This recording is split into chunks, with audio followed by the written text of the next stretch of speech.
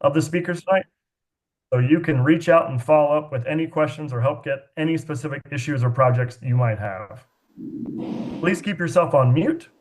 If you have any questions, there'll be about 20 minutes or so for questions at the end, and you can feel free to take yourself off mute and then ask away. If questions pop up for you during the webinar, please type them into the chat and we can address them after the presentation as well. My colleagues Heather and Honey at SEMAP will also be monitoring the chat, as well as Jamie for American Farmland Trust, and we'll try to answer things as they come up. All right, so let's get this going. So first up tonight as a presenter, we have Dee Levanti, and Dee is the Southeastern New England field agent for Land for Good, which is a regional nonprofit where they offer one-on-one advising to farmers and provide resources to support farmers and landowners on the topics of farmland access, tenure, and transfer. So Dee, take it away. Thank you, Brad. Welcome, everybody. We're so glad to see so many people joining tonight. Now, can you see my slides before I start? We can, Dee. Yeah. Excellent. Okay, great. So, like Brad said, my name is Dee Levanti. I'm the Southeastern New England field agent with Land for Good. We're a regional nonprofit, and we focus on access, tenure, and transfer. And when we're talking about farmland protection tonight, and when farms are viable and have active, engaged agriculture on them, they're less likely to be lost to development. So the way that we work in that world is with our one-on-one TA with farmers in the area of farm succession. And many people know that we have an aging farming population. And as you may guess, farmers who are older own most of the land in Massachusetts, more than a third of the farmland in Massachusetts. And the average age of a farmer is over 58. So what is farm succession? Farm succession is passing the land from one generation to the next, one owner operator to the next. Doesn't always involve passing the land, but it's a long, complicated process that can involve many advisors, many support networks, and it is something that doesn't always happen because we all know farming is very busy and it's very challenging to take time to do this long-term planning. But most Massachusetts senior farmers do not have a young operator working with them. So many of them are really in need of succession plans. And when we get those plans in place, we can keep that land active. So farm succession and farmland access are two sides of the same coin. On one side, we have the farmers who have been operating for years. Sometimes their family's been operating for generations. And without that next generation in place, they arrive at this stop. On the other hand, we do have many young farmers, beginning farmers who are looking for land, but without a connection between the two, they may not arrive at that farm and engage with that land to maintain the activity. Farmland value is cited as a major factor limiting the entry of new farmers. And while many farmers may not have a succession plan in place, most of them do want to see their land remain in farming. And we interviewed farmers along with American Farmland Trust in 2016. And all of those farmers who were interviewed said they wanted their land to stay in farming, if at all possible. And so conservation can be a very important tool to make that happen. Because if there is a plan to keep the land active, conservation can help stick to that plan. It can help connect farmers with the younger generation when they have a succession plan in place. And if that land is not active and not conserved, we know that it's more likely to be lost. So what can you do on a town level? You're not a succession planner. Maybe you don't know much about succession planning, but you are there on the ground and you have the ability to know the farmers in your town. Um, Part of the challenge is that farmers need help making their plans and they need to be connected with those resources. And oftentimes it takes a lot of encouragement to start the process and to reach out to get to know the organization who's going to support. So you can have a very important role in your town by getting to know the farmers, who's still farming, who's thinking about exiting, who has a successor, who does not. So what lands might become available? And then on the flip side, who is looking for land? Who are the younger farmers in your town who may be connected with those exiting farmers? Maybe they're not from your town, but maybe you can connect with organizations like Land for Good, like SEMAP, who has a lot of connections with entering farmers. Um, Do you have about 2 minutes? Excellent. So you can familiarize yourself with resources and ag service providers such as Land for Good, CMAP, American Farmland Trust, which also offers support and succession planning, um, MDAR, Mass Department of Agricultural Resources. The Carrot Project supports on business planning, local land trusts, Natural Resources Conservation Service, FSA, etc. Um, Also, with Land for Good, we have a website that contains many, many resources which can be helpful to farmers and to individuals trying to support farmers, including workbooks that you can hand to a farmer who needs a little help, needs a little encouragement. These workbooks have worksheets in them so they can fill them out. We have paper copies, we have online versions. Sometimes just getting something in the hands of a farmer, it can be a good start.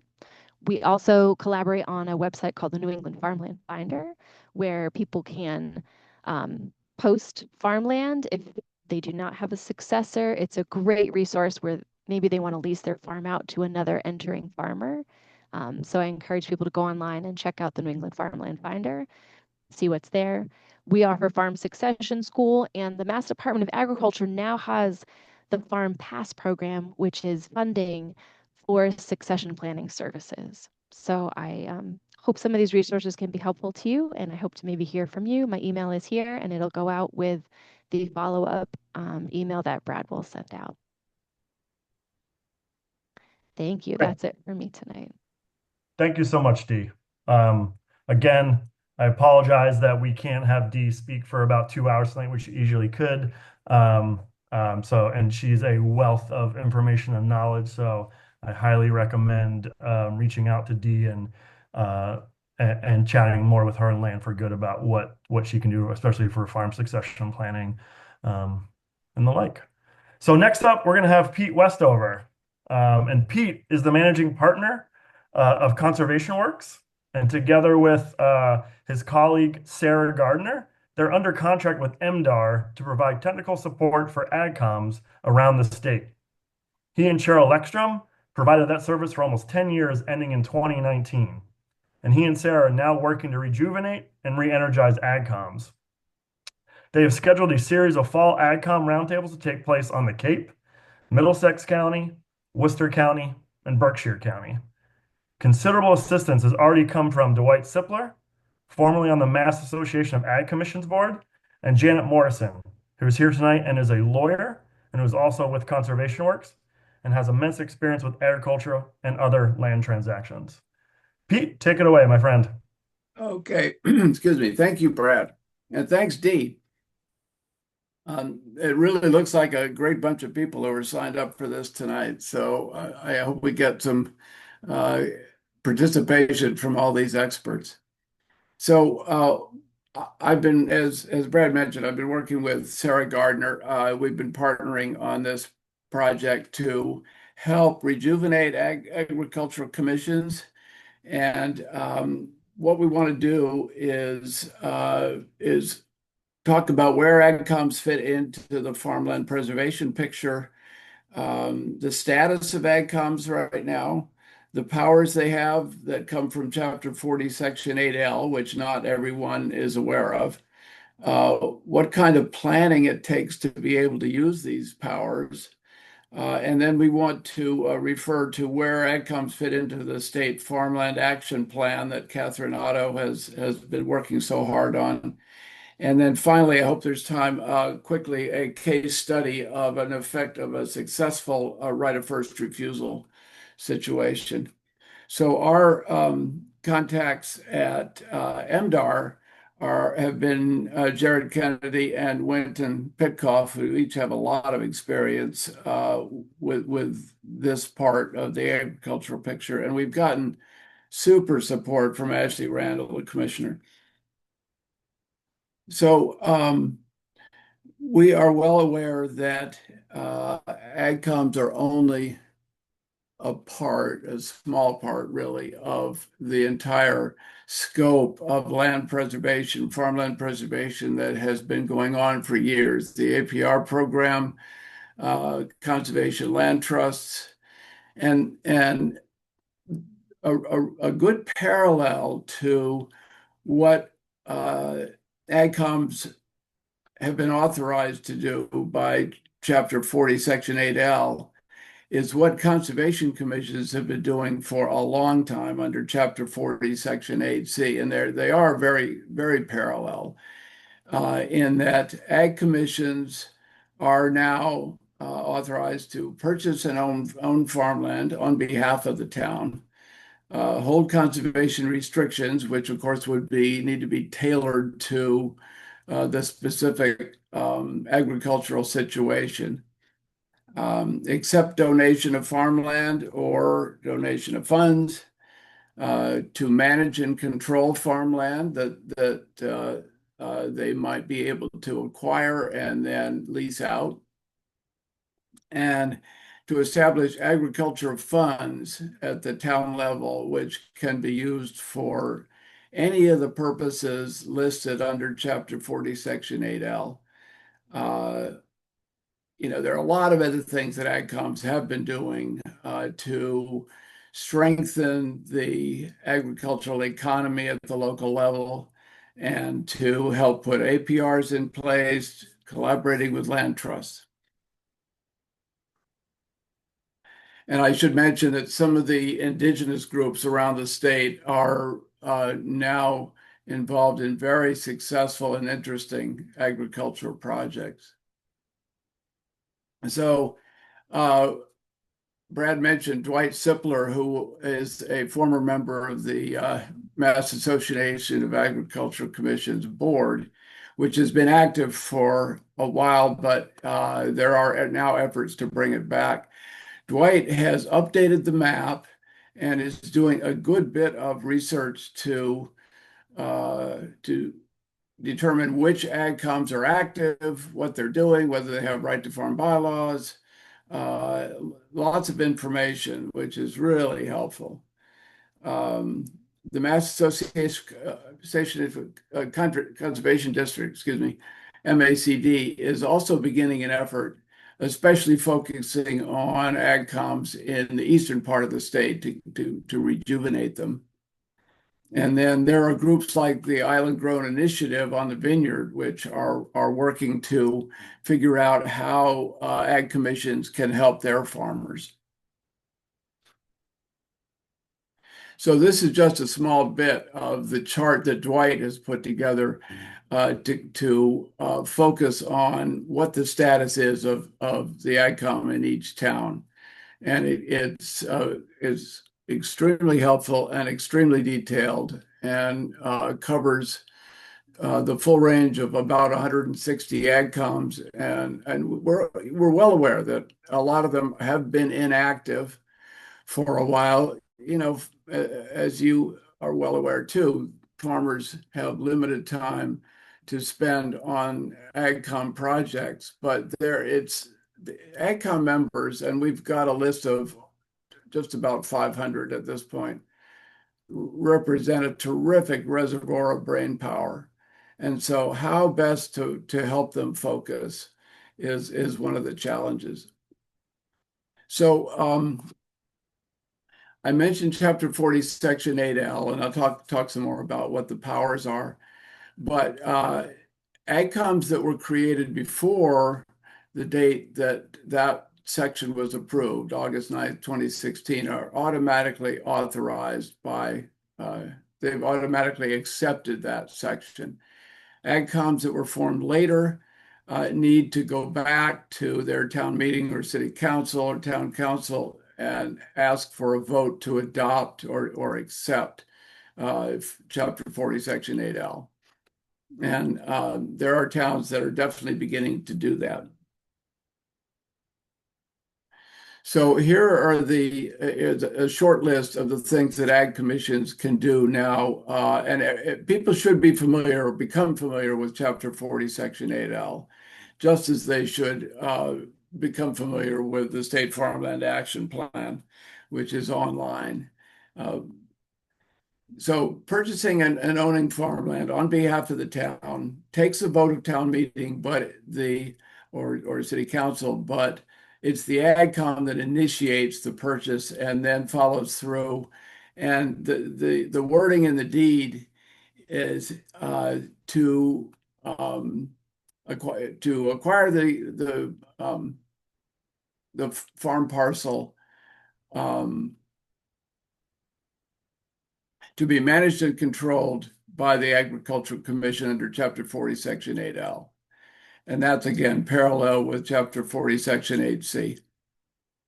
They can hold conservation restrictions that also provide permanent protection of the land. They can accept donations of farmland. They can manage and control farmland. They can establish agricultural funds. And then the question comes, well, where do we get the money for the agricultural funds? A lot of towns have passed the Community Preservation Act, and that can be a good source of funding. Asking the Community Preservation Committee to recommend to the town meeting that an appropriation to the agricultural fund be made, and that does not expire with the fiscal year. That stays until the Agricultural Commission does the spending. And then working with MDAR landowners to help get farmland under APR, as I've mentioned. So those are some of the functions that are authorized by this section. So in order to make good use of these rights, it is really important to do the homework first, becoming familiar with Chapter 40, Section 8L. Many towns have conducted farm landowner surveys that collect information about each farm. The challenge is to get to know every farm situation in town, what the issues are, and especially which towns are vulnerable to future loss. Mapping farmland in town is another function that AgComs are empowered to do, and it is a really helpful thing that might need assistance from people who are expert at mapping. Maybe the regional planning agencies can participate. Many of the land trusts are quite good at that kind of mapping. Identifying farmland that may be at risk is an important part of the problem of the challenge. And then preparing a plan outlining how the town would respond to a Chapter 61A withdrawal. You can go online and, among other towns, check the Ashburnham website, because it in detail goes through what steps Ashburnham would go through in the event of a change in use of Chapter 61A land that triggers an application to the town to give the select board a chance to exercise its first refusal or assign the right of first refusal to a land trust. So for that reason and many other reasons, it's really important for AgComs to be working with their local land trusts. We have a situation that I've worked with up in Bernardston, where a farm family was not particularly interested in an APR, but they did submit an application to the state conservation land tax conservation land tax credit program, which for in exchange for a gift of the conservation restriction, up to 75,000 or half the value of the gift is provided to the landowner. Unfortunately, their family situation recently changed, and they looks now, before the CR was able to be transacted, it looks now as though they'll have to sell the land. At that point, I spoke with the Franklin Land Trust, and Franklin is quite interested in seeing if an outright purchase would be possible. So this kind of backup by land trusts is often really important. And then we mentioned creating an agricultural preservation fund. The municipal treasurer needs to set it up, and then it's filled with funds from the Community Preservation Act or grants or town appropriations, donations, or other sources. And, again, looking at the Conservation Commission picture, for years and years, they have had no hesitation in going to town meeting for an outright appropriation for specific parcels for the conservation fund, which is very much similar to the agricultural fund that AgComs can set up. So I hope everyone is aware of the Farmland Action Plan at the statewide level. There's a long list of challenges and ingredients and items that towns are expected to work on to help implement the Farmland Action Plan. And we've kind of isolated at least 30 or 40 that AgComs are well equipped to work on. And some of them are, as you see in this list, create a watch list for important unprotected farmland. I mentioned farmland surveys, encourage local food production, encourage the creation of farm succession plans, and Dee has talked about that item. Increasing awareness of various farmland protection programs, making the fee purchases of land, and others, and the link to the Farmland Action Plan is there. And I encourage people to check out all of the details. Creating local farmland action plans, I think, can be a really important part of planning ahead to the actual task of farmland protection, permanent protection. Here's an example. The town of Carlisle outlines here how it will proceed if the town is faced with a right of first refusal request. So I want to go over very quickly a successful right of first refusal situation. So we're talking about the town of Westport, and Ross Moran, who heads up the Westport Land Conservation Trust, has said that in order to successfully follow through on a 61A first refusal purchase, community support and select board support is absolutely critical. So in this case, a 12-acre farm was actually sold to a developer, and then came the required request to withdraw from 61A, which gave the town the right to buy it if it so chose. Pete, you have 5 minutes. Okay, so we're wrapping up, but community residents were adamant that they did not want to see this land developed.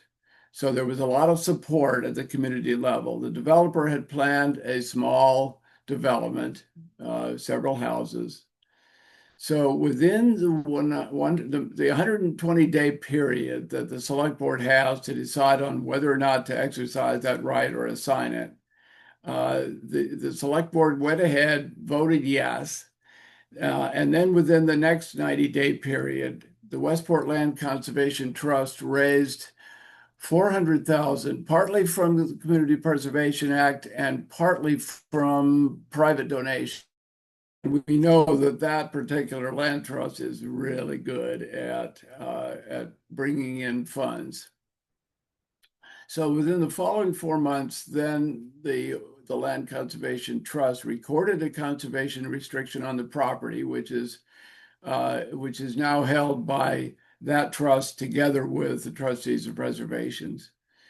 And then 2 months later, sold the land to a farmer. So the conservation restriction went through the necessary approval steps, got the Secretary of EEA's signature, and the land was then permanently protected. And the new family that owns the farm is successfully growing crops on it.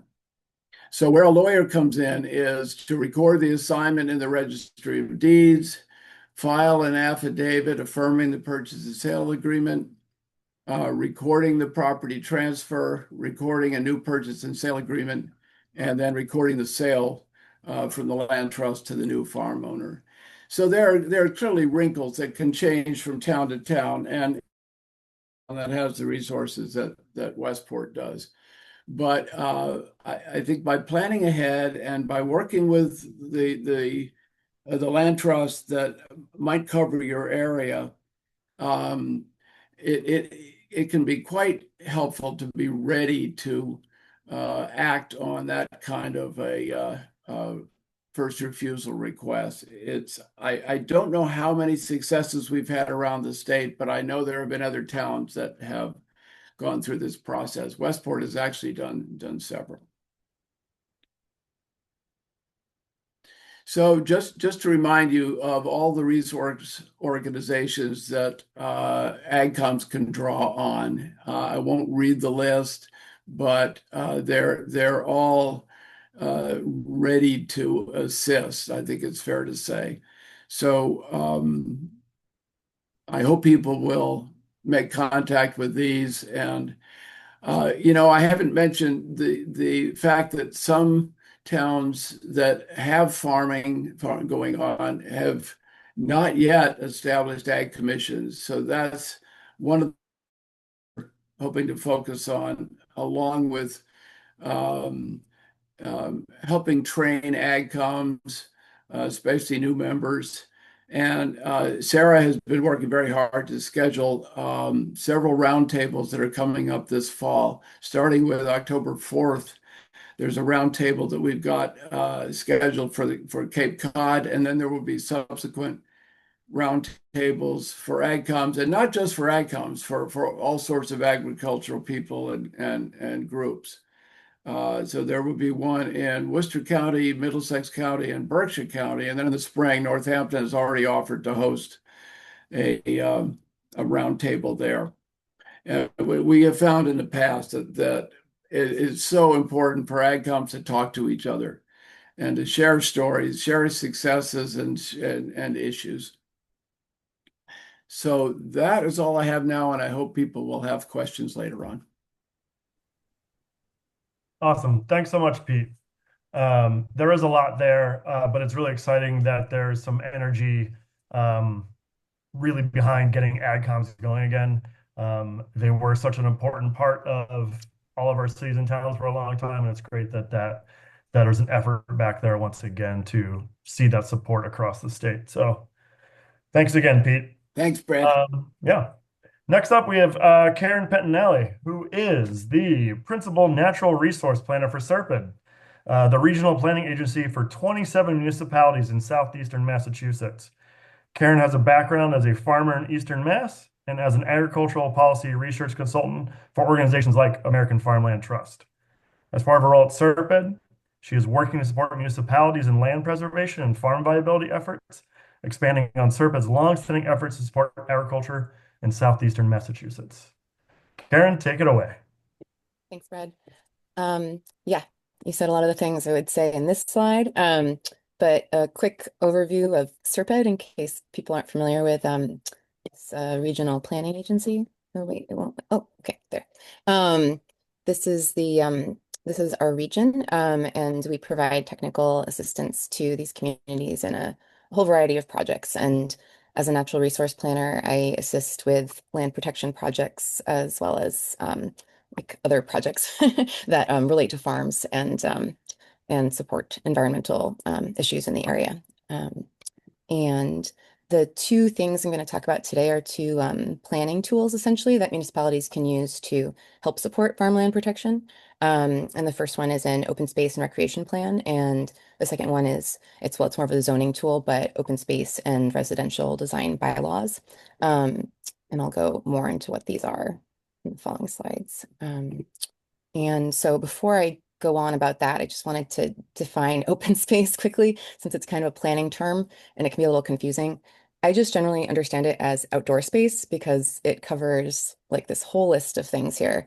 Natural lands, working lands, recreational areas, and even, ADA access, cemeteries, historic sites. But yeah, farms are very much in this category. And have conservation value for municipalities, as well as other values. Oh, and important part about open space is it's can be either publicly or privately owned, and it can be protected or unprotected. So this term essentially covers the gamut of, yeah, I just call it all outdoor areas in your town. And so an OSRP, briefly, it's a municipal document that's reviewed by the Division of Conservation Services, and it supports municipal management of like these resources mentioned in the previous slide, the open space areas, and it identifies and creates an inventory of these resources and also sets goals for their preservation and enhancement. There's an intensive public review process, public feedback and comment process that's part of this. So public input's really important in this plan. And public access elements are also important in the design of the OSRP. And it creates a 10-year action plan to achieve the goals set out in the plan. And the approval of this plan by DCS makes a municipality, they can apply for certain DCS grants there that they wouldn't be able to apply for if they don't have one of these, but it's not all DCS grants, and I'll get to that a little bit later. So these are the required OSRP sections, and this is the planner's workbook here from the DCS planner's workbook. And I won't go into all of these. I mentioned public involvement is really important, and I'm going to focus on sections 4 and 5 a little bit, because those are the ones most related to farmland protection. So yeah, section 4 is the environmental inventory and analysis. And I apologize for all the planners in the room that this is like, yeah, I know. But yeah, for those outside the planning world, it's like, what? But anyway, so the inventory of environmental inventory, it's soils, topography, natural features, wetlands, and there's a whole bunch of maps provided in this section that cover these different types of cultural and natural resources. And I'm going to give a bunch of examples from Westport because I'm working on their OSRP with them right now on their OSRP update. And this has both hydric and agricultural soils on it, because this helps them see which areas are likely to be developed, essentially. Because if it's hydric, it's not likely to be developed. And then if it's agricultural, it's, more at risk, agricultural and non-hydric. So that's just like a little, inside view into one way this can be used for farmland protection. These maps can be very useful. And then, oh, sorry, my window is covering the other side of the slide. Okay, hold on. And then, right, section 5, the conservation recreation lands inventory.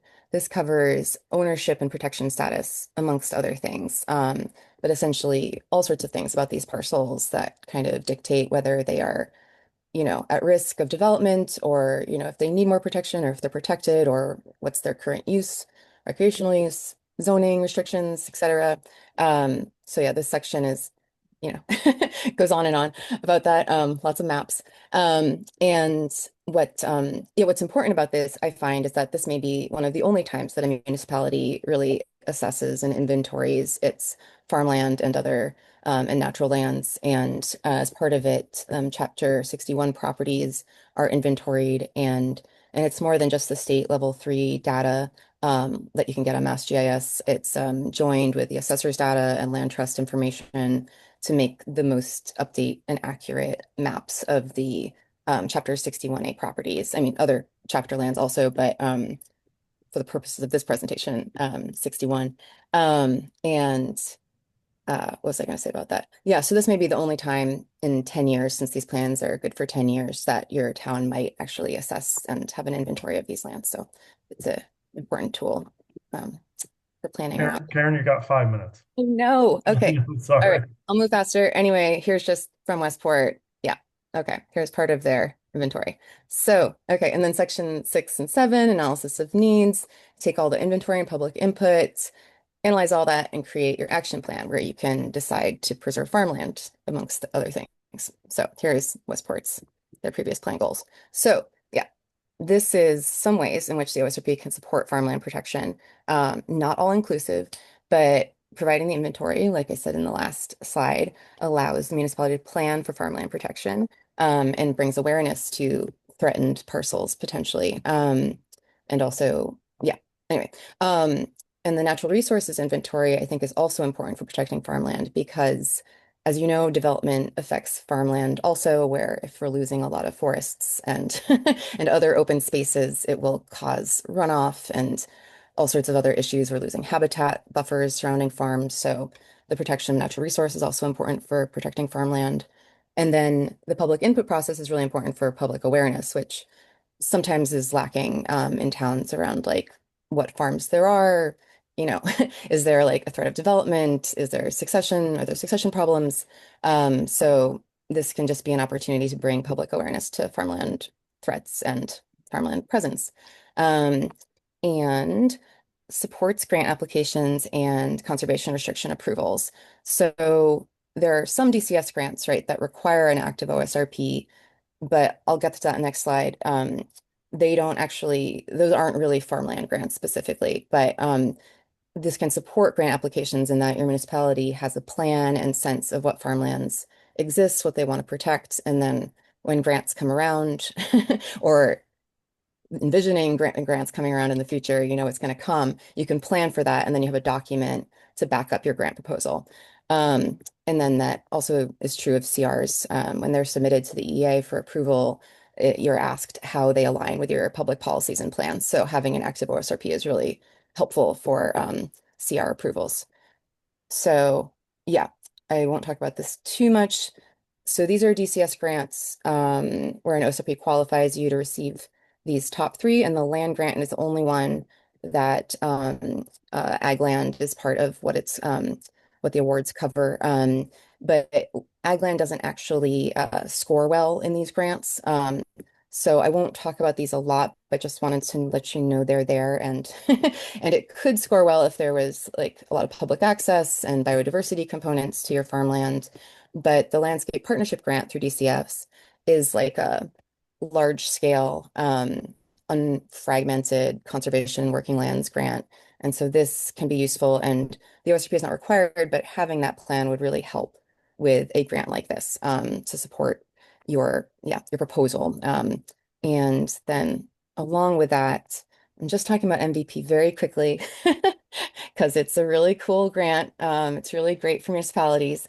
It has a 3 million max award per municipality, and it's been used in the region for farmland preservation, purchase of farmland properties, and it's much more flexible than the DCS grants. And what was I going to say about this? Yeah, I'll just give an example of this one. But basically, this is awesome tool for preserving farmland. And we have an example in the area of Pecone Farm, which was also a Chapter 61A right of first refusal example. And there was this award from the MVP, over $1 million here for 189 acres. And the ownership's divided between MDAR and the town of Middleborough, with the CR held by Wildlands on the town of Middleborough side, and then APR and MDAR side. So anyway, very cool. But essentially, an OSRP can set you up well. Because if you have these plans in mind, you know what farms to look at, and you know what your town would do with them, then you can do something like this. So, okay, next slide. I'm going to move on. Okay, OSRD. Brad, how many minutes do I have left? About a minute. Oh, no. Okay. All right. Very quick. So this is a zoning bylaw. tool that can be used. Essentially, towns can adopt an open space and residential development bylaw, it's also called a cluster development or conservation subdivision, where developers are allowed to essentially reduce the acreage on a lot, like below the minimum lot requirements set out by the town, if they preserve a certain amount of open space. So you can see these images down here. This is your standard, your conventional subdivision. You have big houses on big acres and real no preservation of open space. And then to the right, you have usually it's 50% minimum, but it depends on the town what minimum they set. Let's say it's a 50% minimum area that's set aside for permanent protection, and then the houses are clustered into the other half of it. So this is a cool tool. It gets complex in terms of like actually getting developers to do this, etc. So yeah, municipalities can adopt one of these bylaws. It can provide a lot of benefits for the community, and it can be farmland essentially. And there aren't so many examples in the state I could find, but people have them. I would love more examples of this, of where farmland was preserved as the open space parcel. I did, let's see. I guess in Westboro, this land continued to be hayed afterwards. And just because I don't have the examples, I know they're out there. But essentially it can be kept as an active working land and preserved. And this would really help a lot of our major development pressures here in southeastern Mass. And I'll go to anyway, Serped, we did a whole review of the region and bylaws and compared our bylaws to the Audubon bylaw sorry, their best practice bylaw review tool, which is this thing here on the right. And I will just get to my favorite point from all of that, which is their recommended best practice in terms of like, is this by right, by special permit? Is it mandatory? Typically, most towns that have this, and about 70% of Massachusetts municipalities have an OSRD bylaw. But most of them are by special permit only, meaning a developer has to apply to do this. Essentially, it is not by right. The conventional subdivision is by right, which means they are allowed to do it without the special permitting review process and authority, which will vary a lot by town. But the main point of this recommendation here is that it can actually be the other way around, where your OSRD is mandatory and your conventional subdivision is by special permit. And if we really want to see change in the world, this would be one of the things I would really be active for, would be changing these bylaws. So Serped, yeah, we help municipalities in adapting their bylaws, but it does have to go through town meeting, select board approval. It's not simple. But essentially, if you change the bylaws so that it was either at least by right, so that developers don't have to get a special permit in order to do an OSRD, that would help a lot. And if it was mandatory, then this is what we would see as the norm. And Amherst is the only example I know of this where it is mandatory in certain zoning districts, the like watershed protection area, aquifer recharge, and farmland preservation districts. So just as a fun zoning tool, you can make districts and then have this mandatory only in those districts. So, okay, that's enough for me, I guess. Thanks. Thanks, Karen. For those municipal folks on the call, the tools out there are pretty vast for you to use, and Karen and Serpent can really help you navigate what those tools are. So I highly recommend reaching out to Serpent and Karen and really seeing how they can help you navigate these really complicated and layered waters. So thanks again, Karen. Last up tonight, our last presenter tonight, before we get to some questions from everybody, is Kathleen Doherty. And she is the Farmland Easement Support Specialist for American Farmland Trust. American Farmland Trust is a nonprofit that works nationwide, but Kathleen's work is focused here in Massachusetts, helping towns and land trusts reach their farmland protection goals. So Kathleen, take it away. Thank you, Brad. Do the slides look good? They look great. Okay. So we're a little over time, and I have a lot of information to share, but the one takeaway from my portion of tonight's presentation is that there is a brand new resource available available for download from the Farmland Information Center, and it's called Massachusetts Farmland Protection Options. And municipalities are one of my intended audiences for this resource, along with landowners and land trusts. I'm going to include this link in this QR code also at the end. So, it's published online now, and it's like a 48-page guide all about farmland protection. So if you remember nothing else from my portion of the talk, go download this booklet. Inside, you'll find information about, the basic farmland protection. What do we mean by permanent land protection? There's some tax information, FAQs.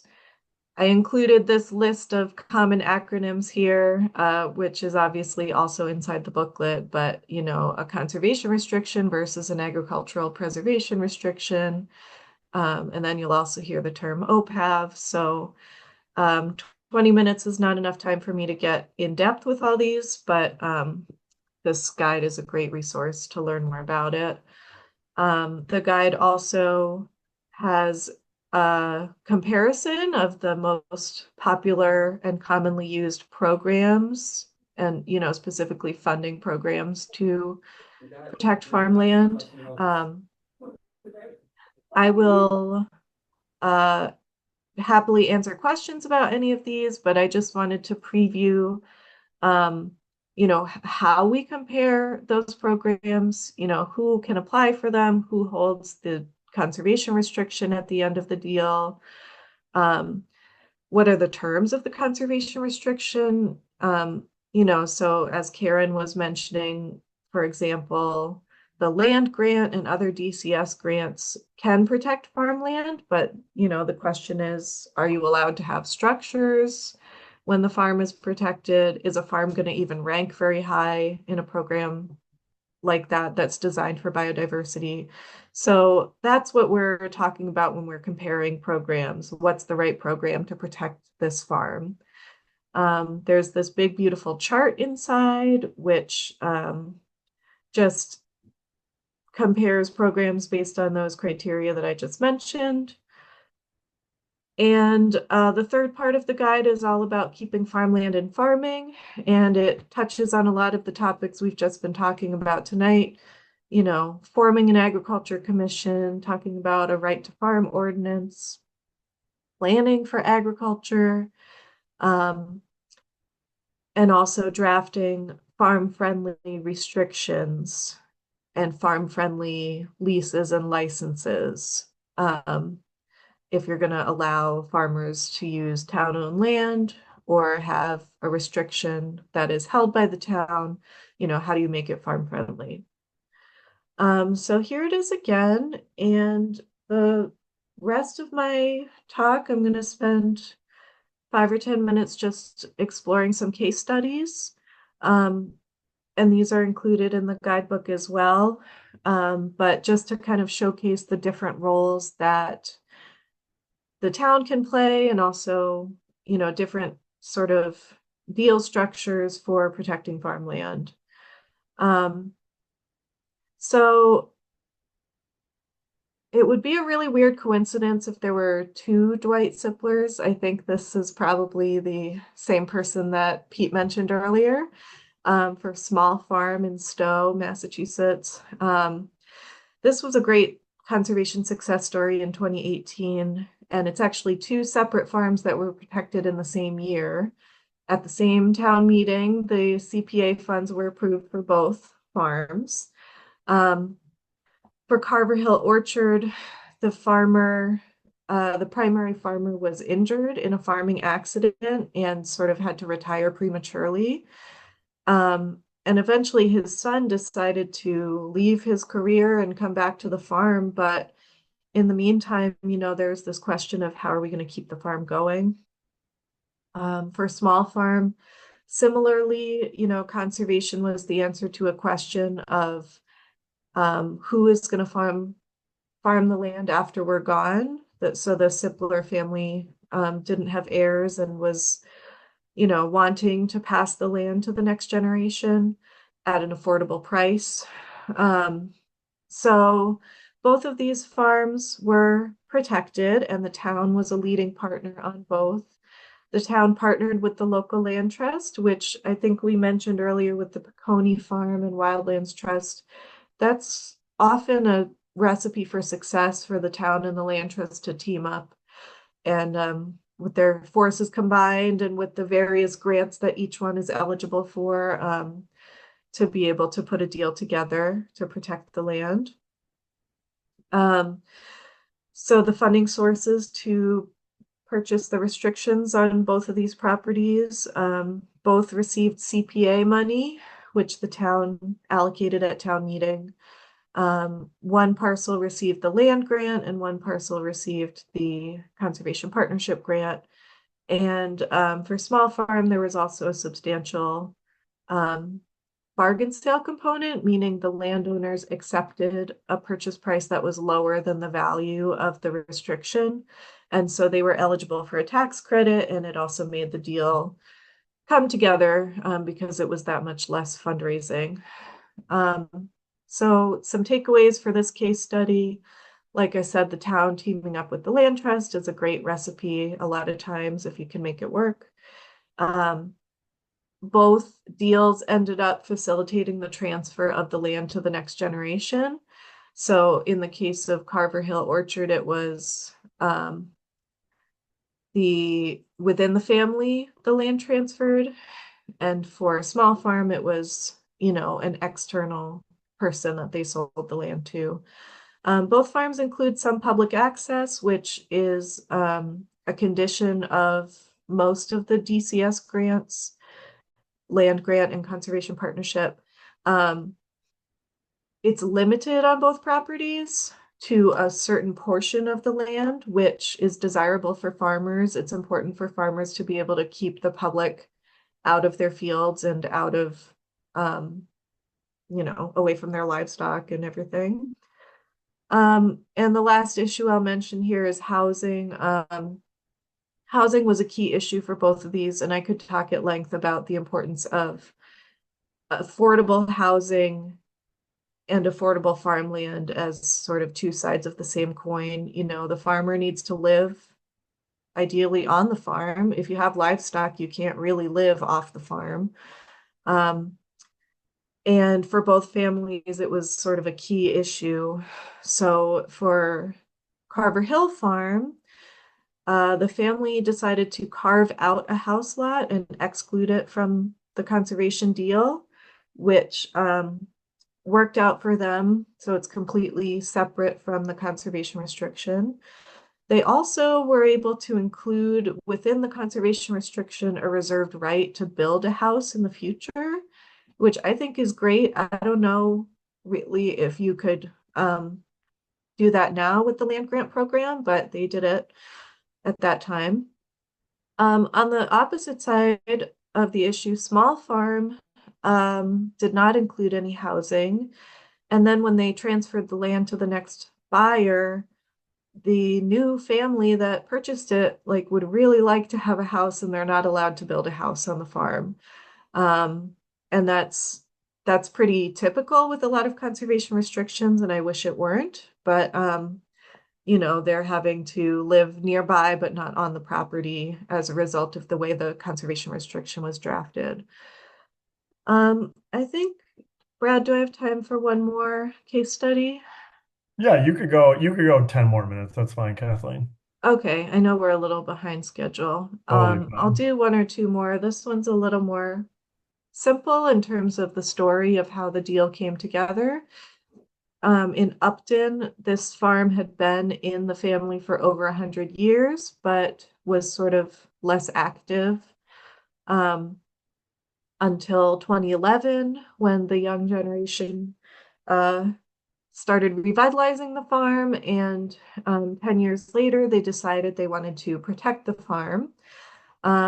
And, you know, this is a great example where they were a young couple that was just very forward thinking. A lot of times landowners don't decide to purchase the farm until they're already in their 70s and it's like a time crunch.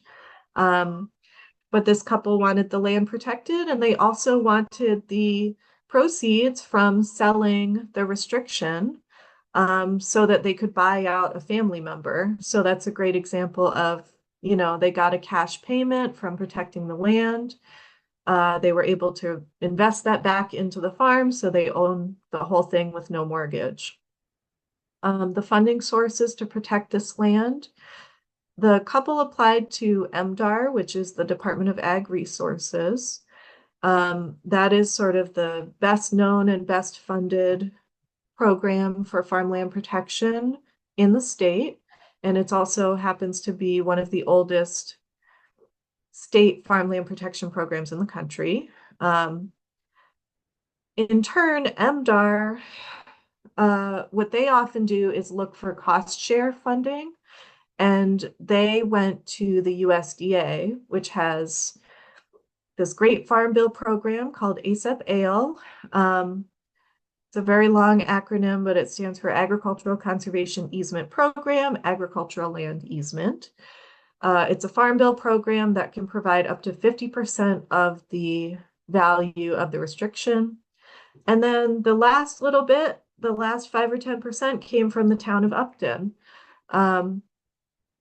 So, this is a great example of how the town can sort of get the last dollar into the deal without having to, come up with $1 million or however much it cost to do the entire restriction themselves. But I should say, with that being said, that USDA Farm Bill program, towns can apply. So it's not just MDAR that can apply. The town could have also applied themselves if they had wanted to sort of drive the bus on that deal. So for takeaways, like I just mentioned, MDAR worked with the USDA and the town. The family, this was a 28-acre property, and there was a portion of it that did not qualify for the USDA program because the soils were not as productive. So rather than leave that land out of the deal, the family donated the restriction on that portion. So that's just an example of sort of being creative about how much land you're including. The terms of that ag preservation restriction include the OPAV and the Affordable Ag Covenant. I don't know how much time I really have to get into those, but those are 2 terms of the restriction that are included in every APR that's held by MDAR, and they are intended to keep the land owned by a farmer and keep it in production by a farmer at a selling price that a farmer, can theoretically afford. And the last comment here, I can answer questions about OPAV and Affordable Ag Covenant, but it's not the subject of tonight, so I won't get deep into it right now. The last bullet point here is that APR farmers are eligible for other grants from MDAR. So in this case, for Townline Dairy, after they closed the land protection deal, the farmers applied for a food security infrastructure grant from MDAR, and it helped them build a new barn. So you can apply for that grant if you're not an APR farmer, but it does sort of help that, the state already knows who you are and they want you to succeed because they hold a restriction on your land. So they're inclined to offer those grants. This last example, I'll just talk really briefly and then we can open for questions. This is an example of a town leasing or licensing land to a farmer. The town is Lincoln, Mass. This land has been owned by the town for decades, and they now lease it to this person, Mohammed Hanan of Hanan Healthy Foods. The story is that he came to the US from Bangladesh, decided he was interested in a career, sort of a side career as a farmer in addition to his full-time job. And went through the New Entry Sustainable Farming Project, which is an incubator farm. They got him going with his farm business. He was out there looking for land and could not find any land anywhere nearby him that was affordable for him. So he ended up licensing from the town of Lincoln. Lincoln has over 200 acres of agricultural land, and they make it available to farmers leases. So right now they have about 13 farmers licensing town land. I keep saying leases, but in this case, because it's Article 97 land, the term is that it's a license to use that land. The town has had this program for decades. They have a farm stewardship policy that dates back to 1991 that's administered by the Conservation Commission, and it basically sets expectations for the farmers using their land. You know, there's pros and cons. It takes a lot of time. There are staff costs for the town to administer this policy and monitor the farmers to make sure they're abiding by the policy. There's also challenges on the side of the farmer. You know, many farmers prefer to own their own land because it's the most secure form of land tenure generally. And here's one example where, you know, because he doesn't own the land, he has to get approval for any kind of building he wants to build, or well, or farm road, or any improvement. And not to mention, you know, if you build a permanent building on land that you don't own, you might lose that building if you're kicked off the land, or for whatever reason you have to leave that parcel behind. So, you know, there are pros and cons, but overall, I think it's a good example of a town that makes land available to farmers that maybe wouldn't have land to farm otherwise. I think I'm going to leave it there and just take questions. Great. Thanks, Kathleen, so much. Again, awesome overview. Every time I either talk with Jamie or Kathleen or hear someone from AFT talk, I learn so much. So you guys are an amazing wealth of knowledge. And those case studies are really great to see as well. It's really amazing to see the amazing like pieces that have to go together to make things happen sometimes, and it's really cool to see that. So I forgot I was thank you. going to leave this up with the URL one more time for that resource guide. And my email's also on the slide. So if there's any follow-up, you know, I'm happy to answer questions individually, but also right now. And Kathleen, you can send that to me too, and we can send that out when we do the follow-up email. So Yes, definitely. Kathleen, Sarah's asking if you might mention farmland of local importance as well. Yeah. Hi, Sarah. So I briefly mentioned it on the slide, but farmland of local importance is it's a designation for productive soils that are not listed as prime farmland soils. And it's done on a town by town basis as suggested by the name local. So that is another action that your Ag Commission can take. The Conservation Commission can also do it. Basically, you can reach out to me and I can put you in touch with the right person at the USDA who will sort of look at your town, look at all the soils in town and identify, okay, this field has been in production for 50 years, but yet it's not listed as a prime farmland soil by the USDA. We're going to put it on this list of locally important farmland soil. And that can help bring in money for farmland protection. It's a, you know, no cost, no obligation way to just become eligible for more money for farmland. And Jamie put some links in the chat about the farmland of local importance. is there anyone, Jeff, I see your hand up. Do you want to ask a question? Come off mute. Sure. I just had a quick question for Kathleen. I'm not sure that you were around when the cost to community services study was done by American Farmland Trust back in the, I don't know, 80s or 90s. It was a long time ago. Um, any further reflections on that? Does AFT stand by that or modify that? Or I know it has been critiqued, but I'm not sure what AFT's position is on it now.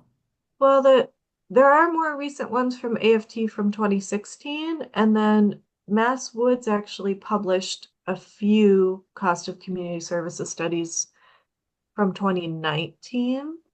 So I don't know if the methodology is exactly the same or if it's evolved over time, but basically it's to make the case that farmland is a more efficient land use in terms of tax revenue, even when it's taxed lower, as opposed to, residential uses that use more in town services than they bring in tax revenue. Oh yeah, Jamie just shared some of the more recent cost of community services studies that you can take a look at there.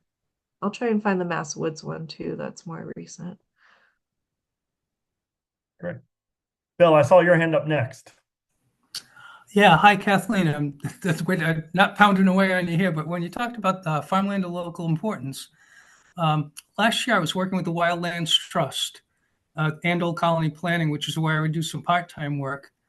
And we had, in the space of 14 months, gotten 10 towns in eastern Massachusetts, southeastern Massachusetts interested in this. We were just on the cusp of getting the last one to sign on, and we were working with Al Averill, who was funded, I guess, through the American Farmlands Trust. And I don't know, Al got doged, I think, but I was wondering if you're still working in that area because, again, it was very, very successful here, and a lot of the towns are still interested.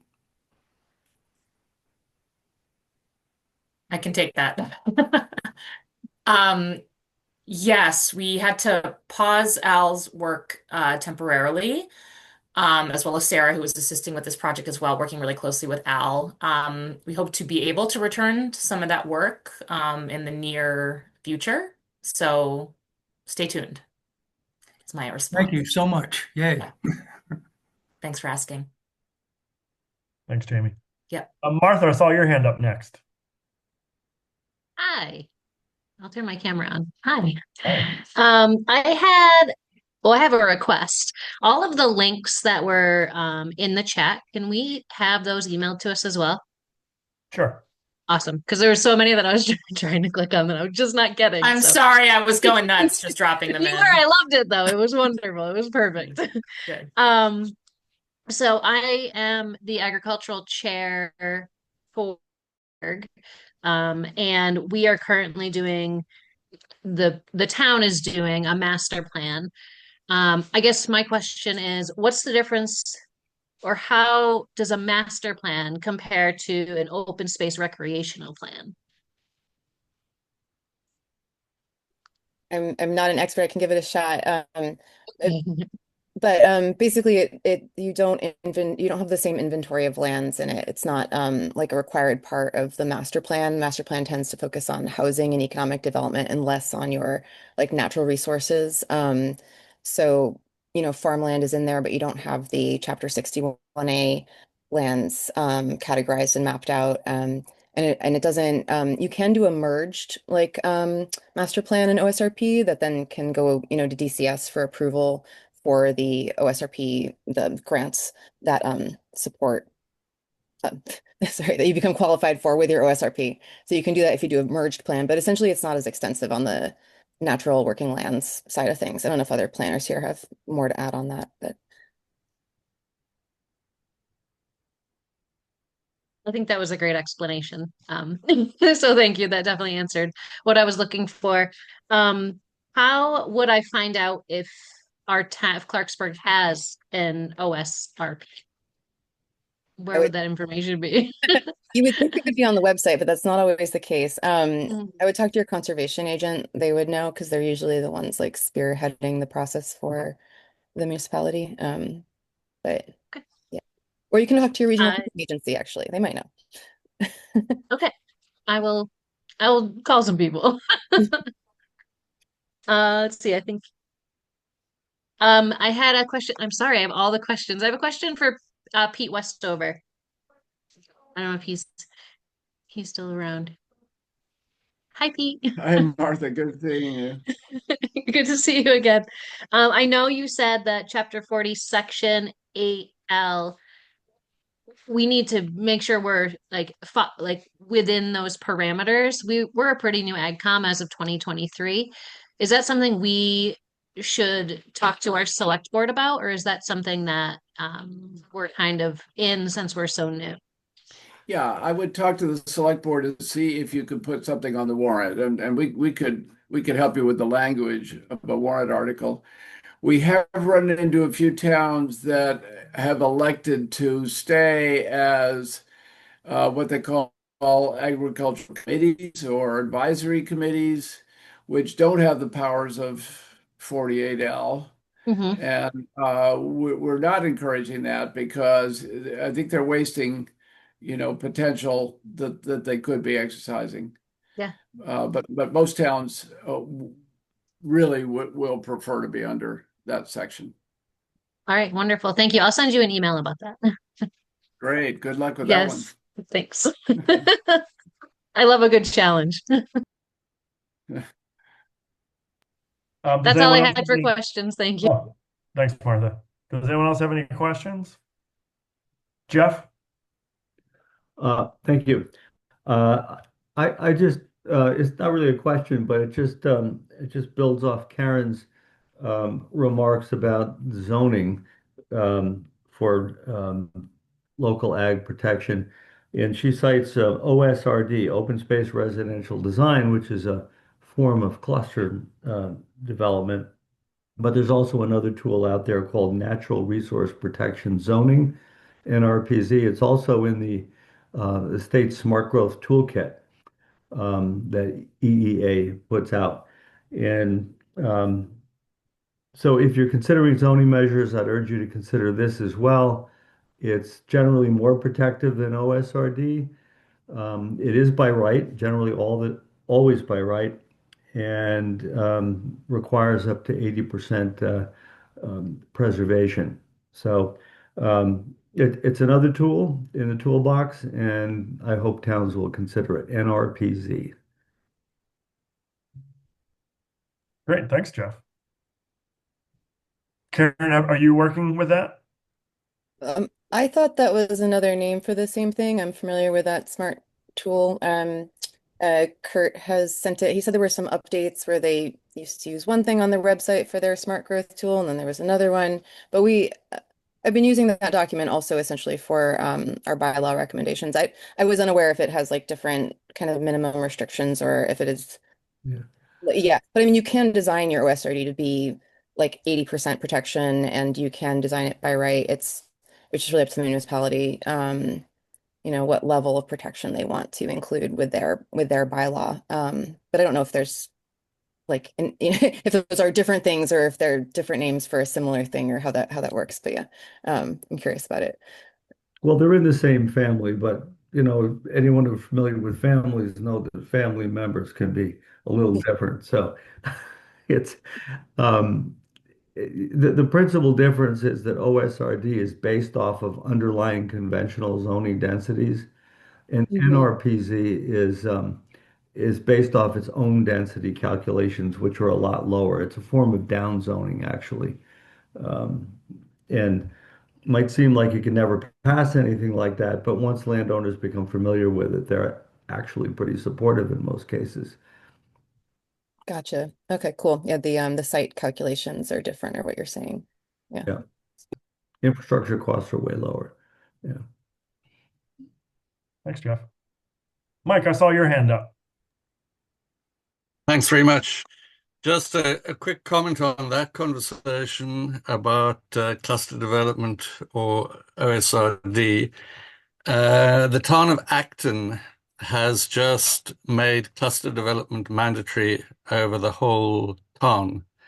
That it hasn't been approved by the Attorney General yet, but and it's a different mechanism from the one that you found at Amherst. The Amherst one, Bob Mitchell, who was involved in Amherst at the time, is doubtful about whether that would still withstand some legal precedent that's happened since then. But my real question is, we are busy working with one of our communities looking at transfer of development rights. And I wondered whether there's anybody on this panel who has experience. I doubt it's something that we can really deal with tonight, but if anybody does have experience and insights into that, I would love to have the contact to make to get in touch and discuss it at some other stage. It's as you probably know, an extremely complex process, and we would like to see if we can make the best of it. Thanks.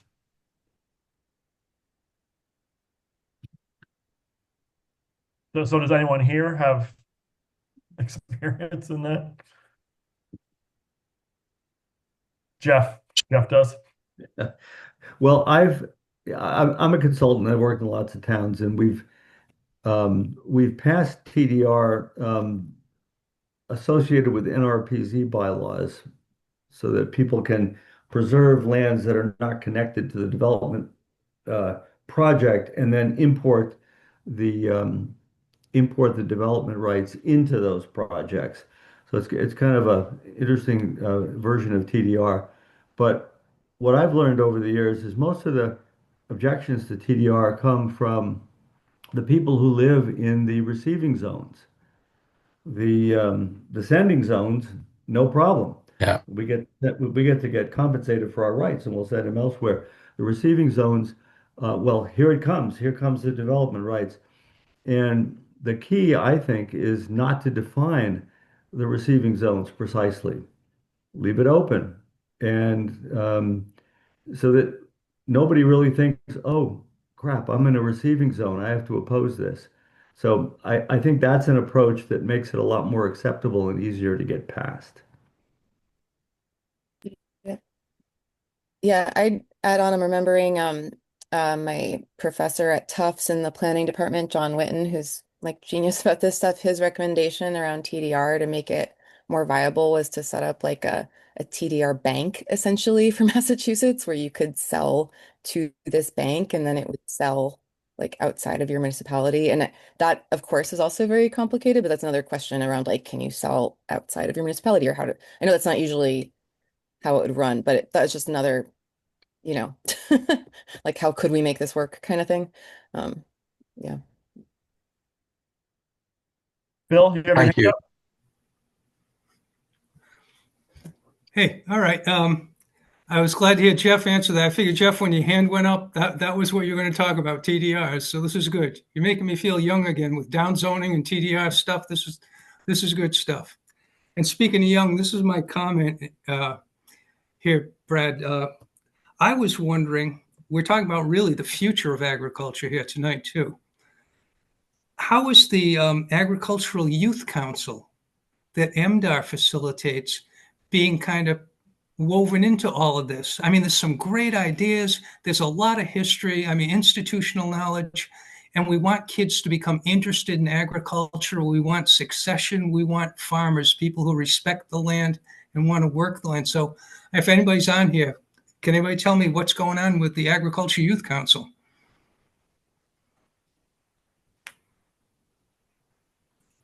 I don't know if anyone is on here that knows about what's going on with it, but I think it's a great point, Bill. And it's something at our Sneaks conference that we organized in February that we're working on a youth track for that conference that specifically focuses on panels for youth, by youth that are engaged in agriculture, and get them excited about ag. Is really focused on a lot of the students that are already at Bristol Aggie, Norfolk Aggie, and the other agricultural-based high schools. But this will be a day that they can get together and learn from each other. And I'm wondering, actually specifically reaching out to the MDAR Youth Council might be a great panel or great folks to actually have at the conference. Yeah, I think having someone like, Pete out there again, Pete and I were doing comms way back in the day, but having that there and having all of his experience and being able to transfer things like that to the kids and say, this is what it is, this is what it does, this is why it's important. I mean, we have a great opportunity. Yeah, you're right. So with that, we're at about time. So we really thank you for coming tonight. And the last thing we're going to ask of you is to please give us some feedback about this presentation, this webinar. If you want to take the shot of this QR code now, great. We're also going to send this out when we send our follow-up email next week. But it takes less than 5 minutes, and we just appreciate the feedback. Because we obviously think this is important work. You obviously think this is important work.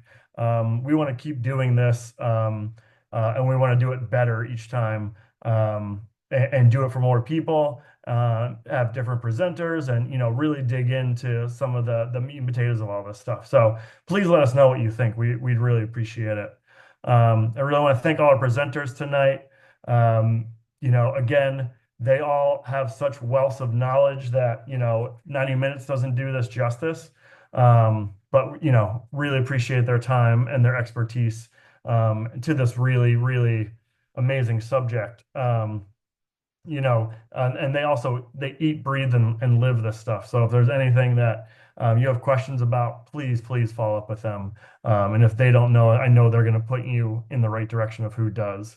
And yeah, so we just, again, really appreciate this. We obviously think, farmland access, farmland preservation, farmland affordability. There is no farms and there is no food. So, this is a really complicated issue. And it's going to take all of us putting our heads together to, maybe not totally solve this, but really start putting some, we saw some really good solutions tonight, and hopefully we can figure out some more solutions together in the future. So thanks so much. Really appreciate your time, everybody. And we hope to see you all soon. So have a great evening. Thanks, folks. Thanks for organizing. Thank you. Thanks, Jamie, for all your links. It's the least I can do. Great work, presenters. Thank you. Thanks, everyone. Good night. Good night. Questions, good conversation. Thanks, everybody.